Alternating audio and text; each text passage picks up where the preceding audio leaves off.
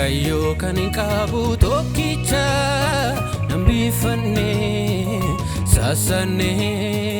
furee cubbuuf mi'aarara Yesuusi naaf kenne Isuma wajjin waan hunda argadhe milkoome gara guutuudhaan namana barabarri koo eebbifame Waaqayyo kan qabu tokkicha nambifanne sasanne furee cubbuuf mi'aarara Yesuusi naaf kenne Isuma wajjin waan hunda argadhe milkoome gara guutuudhaan namana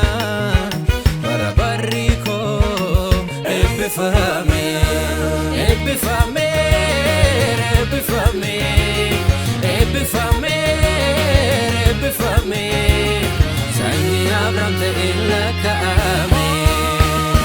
eebbifame eebbifame eebbifame eebbifame sanyii Abrahaam ta'e lakkaa'ame eebbifame eebbifame eebbifame eebbifame sanyii Abrahaam ta'e lakkaa'ame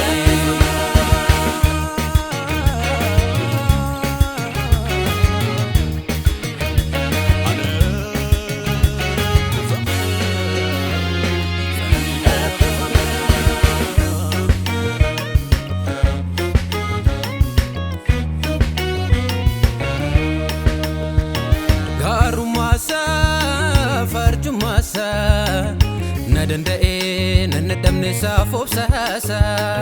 ejersa diidaa ofitti nama daakse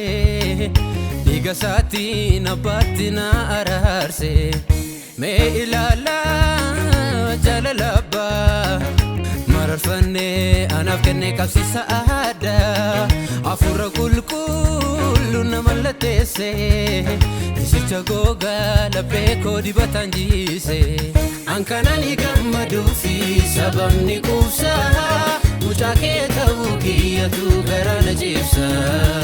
hojiidhaan kan hin argamne amantii malee bidiruu jireenyaatanii tola siin galee Ankanani gammaduufi sababni quubsaa mucaa kee ta'uu kiyyatu garana ciibsa hojiidhaan kan hin argamne amantii malee bidiruu jireenyaatanii tola siin galee